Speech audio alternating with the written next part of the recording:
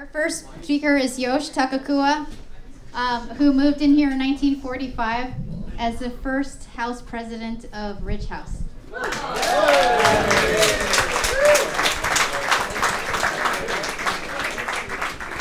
Thank you. I saw one guy who lived here at the same time I did, Harper Puses, but I haven't seen anyone else. And I was looking at this notebook which shows pictures of the people who lived here at the time I was here, and I'm amazed that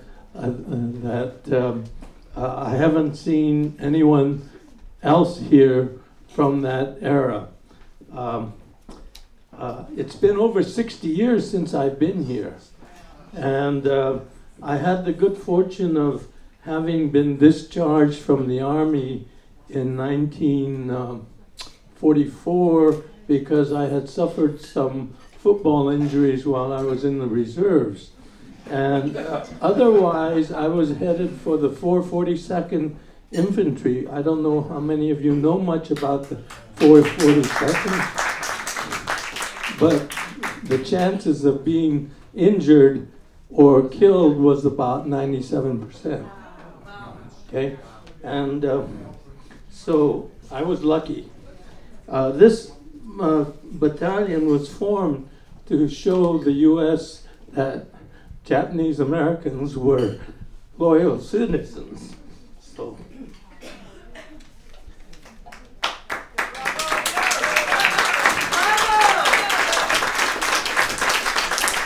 In 1944, when I graduated, when I was discharged from the Army, a group of students came to Topaz, which was called a relocation center. I considered it a concentration camp, and invited us to come to the University of California. Well, I decided that that would be a good idea, and because of the fact that the people who came were from Stiles Hall or from the student co-ops, I decided to move in. And I really am happy that I did that. Oxford was the only men's residence hall for the student co-op at the time, and that's where I lived. I think the building was condemned several times. It was pretty raunchy there. But anyway, in 1945, the co-op bought Ridge House. At that time, I think it was occupied by faculty people. Anyway, we managed to move in with some of the faculty people, and I lived right under the dining room over there. And I looked into the room I lived in, and it wasn't much different. We had three men living in that room at the time, so it was pretty crowded.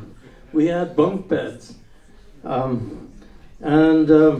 My roommates were John Morrow and Stan Maganos. I see their pictures in here, and I was kind of surprised. Anyway, after I lived there for a while, I got to move into the penthouse. The penthouse is the one with the huge windows up there, and I lived there with the Washburn brothers and Herb Hill and a couple of John Johannan. I don't know if any of you know those people, but anyway, I haven't seen them for a long time. Howard Washburn had the misfortune of being killed in an auto accident during the time of the Seattle World Fair. Anyway, for some unknown reason, I was elected the first president of Ridge House, which was great because I didn't have any work shifts.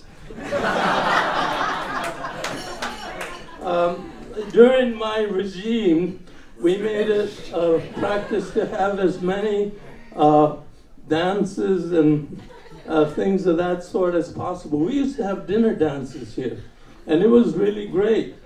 We used to invite each of the co-op houses, of course, Stebbins and Rosedale and Lexington and Sherman. I think those were the three women's houses at the time. Anyway, we also invited the schools of nursing, like Merritt and Providence. So we were determined to have a good time. I understand that Cal is a lot more difficult now. So you really have to study, I think. Although I do have a grandson who is currently attending Cal, and I read his Facebook, and I say, wow, he's really having a ball.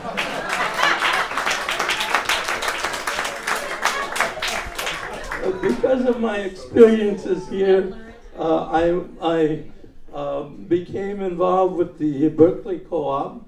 Unfortunately, it's no longer in existence, but I was an insurance agent for the co-op insurance group, which is called Mutual Service Insurance.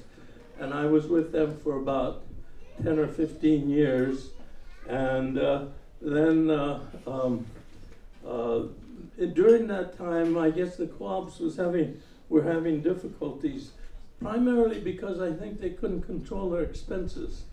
Anyway, the only one that's currently in existence, I think, is the Co-operative Center Federal Credit Union.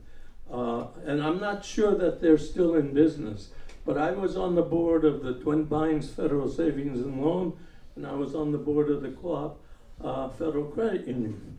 So I really got involved with co-ops primarily because of my experience here. Anyway, I thank you very much for giving me the opportunity to speak with you.